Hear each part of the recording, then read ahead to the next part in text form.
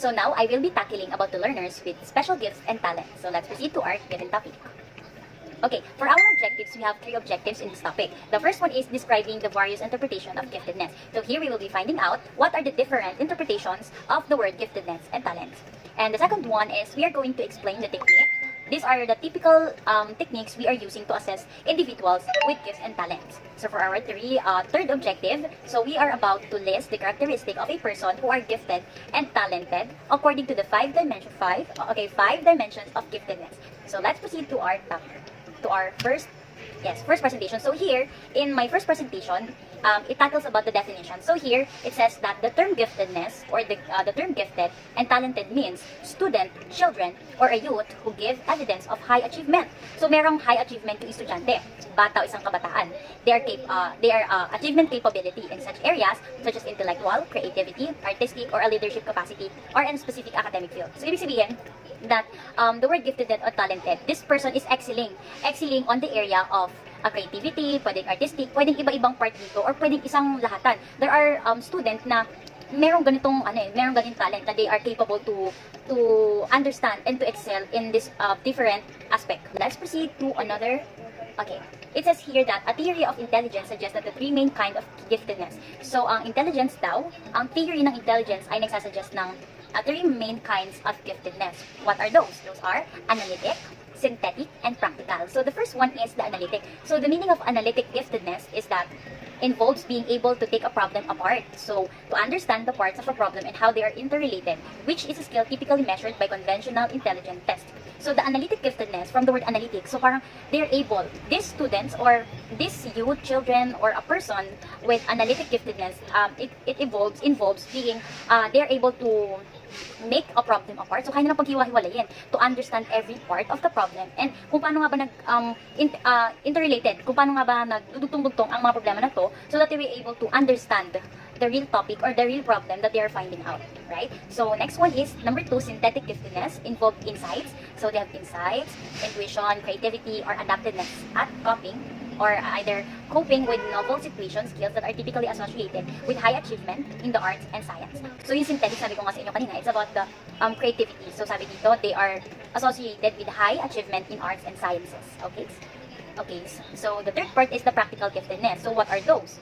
What is this? Okay, the practical giftedness involves applying analytic and synthetic abilities to the solution of every problem.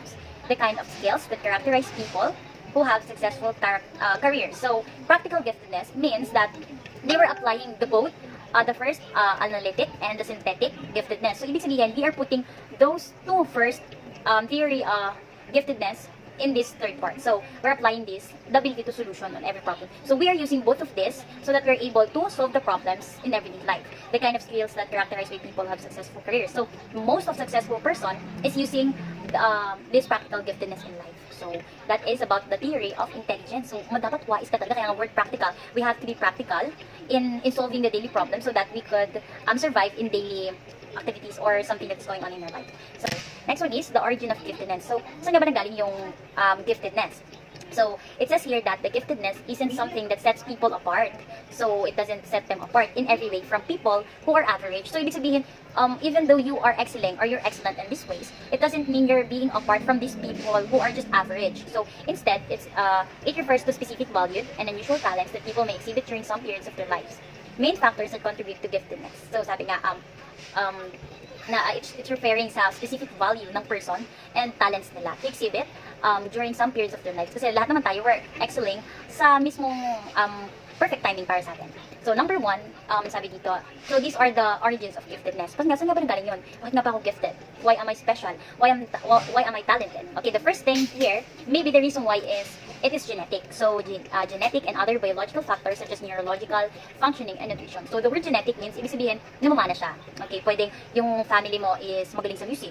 Magaling sila sa music lahat, ng drum, merong vocalista, merong mag-gitara. So pwedeng namamana siya na ikaw no, magaling ka ng piano. Diba? They are excelling in some ways, pero these are genetic. The second part is, or the second thing is social factors such as family, school, peers, community. So, what about this? So, this can be the influence, di ba? When we reach in high school, for example, when we're in elementary, hindi tayo mahilig sa any music or something, pero when we get into college or in high school, di ba, they are always having banding, which is they are singing together, and of course because of the influence, they're all good in guitar, they were good in vocal, and they were good in the beatbox, so different things that they had, this kind of thing. So, and because of this, the influence of your peer, maybe your peers, can influence and have an impact on your decision in life. So that if you are being influenced by these people, and you have to encourage yourself that I want it, so I have to do something so that I learn from it. So, and then time goes by, and then the time goes by,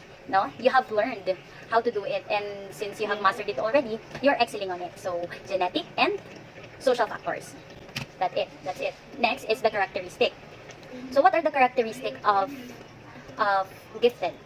How do we know if the child is gifted or it is talented? So, the first one is the learning. Okay, I'm gonna read it first. Learning and intellectual characteristic of giftedness or gifted and talented students include the ability to do the following. The first one is rapidly acquire, retain, and use a large amount of information. So how do we know that this person or this child or this whatever this is, how do we know that he is intellectual? He is intellectual excellence, or how do we know if he was gifted? So he was rapidly acquired. So madali siyang maka-cope up kung ano ba yung kailangan gawin. Retain, matagal nag-retain sa utak nila yun kasi parang I don't know if they have a large capacity of memory. And yeah, sabi nga dito, use the large amount of information. So if you have a large amount of information, you have a large capacity of information. Next is related one idea to another. So we are relating one idea to another. So this person really understand how to relate the idea to one another so that they can make a better solution, idea, or something. Perceive the operation of larger system of knowledge that other may not recognize. Kasi diba napansin nyo, most of this, kasi they are very observant. So those average people, they don't observe it that much. But this excellent person, usually they have observed or recognized that something was wrong on that end, right? Acquire and manipulate abstractive symbol system. They were really good at it. So, solve problem by reframing the question and creating novel solution. Di ba, grabe yung utak nila, no? They are solving problems by reframing the question and creating novels and solutions. So, the next one is characteristic that have been noted in highly gifted. So, meron gifted and talented. Well, this one is highly gifted students. So, grabe, no? May highly pa pala. Ang taas ng IQ niya to. So, with IQs of 145, kaya ilan kaya ako? Kaya ilan kaya ang meron kayo? Pero anyway, how do we know that this person has an IQ of 145? So, the first one is intense intellectual curiosity. So, they were very curious about anything. Like, how does this thing happen? Where does this thing came from? Like, there are so many questions. So, if we're gonna, think about the scientist, I don't know if how much is their IQ. So, fascination with basic words and simple idea, no? They're really fascinated. Hindi na makalimut-kalimutan kasi na, they were really fascinated with those basic words and they were, they were really fascinated with the simple ideas kasi, their brain is really working so much and I don't know how it's gonna work, diba? Perfectionism, no? That is perfectionism. It's really hard to become perfectionism. We all know that everything must be perfect in your eyes, but if it doesn't, meet your expectations, and it will trigger you, right? So, grabe yung mga highly gifted students or mga person. Next, learning with a great, large, marquee, intuitive lips, intense need for mental stimulation and challenge. Grabe, sila pala yung intense need ng mental stimulation and challenge. Kailangan talaga nila yung pang-mental talaga, pang-isip talaga na kailangan mo talaga ma-challenge yung utak mo, right? Kasi ayun yung gusto nila, kasi parang those basic things na parang, so boring for them, but if they being challenged, it's a good thing for them. Difficulty in conforming to the thinking of logic, reasoning of other. Early moral, existential concerns, tendency towards introversion. So, tendency nga daw na possible na maging introvert ang ganitong person kasi nga, siguro kung they were extrovert, no, there are so many things na pwede nilang sabihin. Kasi their memories, their capacity of information is very large that you were really sleepy but you have to listen from them. So, they were introvert and siguro lang iniisip na they don't want to say it but they just want to think about it. Diba? So, next one is, many gifted children are highly creative, like what I said a while ago, although there is no standard definition of creativity. Most researchers and educators agree that the fluency, flexibility, originality, elaboration are important dimensions of creativity. So, and okay. So identification and assessment. So we have number 1, comprehensive and equitable identification of gifted and talented students. Include combination ng meron tayong, we have intelligence test. Paano natin malalaman? How do we assess it? So achievement measures, checklist, teacher, parent, community, and so on. Number 2, some state schools district use progressive filtering process to identify students with gifted. So iba yung tinuturo sa kanila para ma-filter kung these students are really, really gifted students, no? And then the third one is African and American, Hispanic, and Native students are underrepresented in the gifted education program in advance. Maybe because, I don't know, maybe they're good enough. 4, identification instrument policies and procedure must not be discriminatory or biased. That's extremely nice and good. There should be no bias in here. They must be valid and reliable for all groups to take account in linguistic and economic difference. Number 5, teachers of gifted students with disabilities must strive for balance between nurturing students' strength and teaching and providing accommodation and support to meet the needs resulting from their disabilities.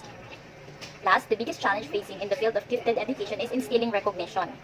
Right, it's instilling recognition by society in general and by an education policy in particular that gifted and talented children deserves and needs special design instruction.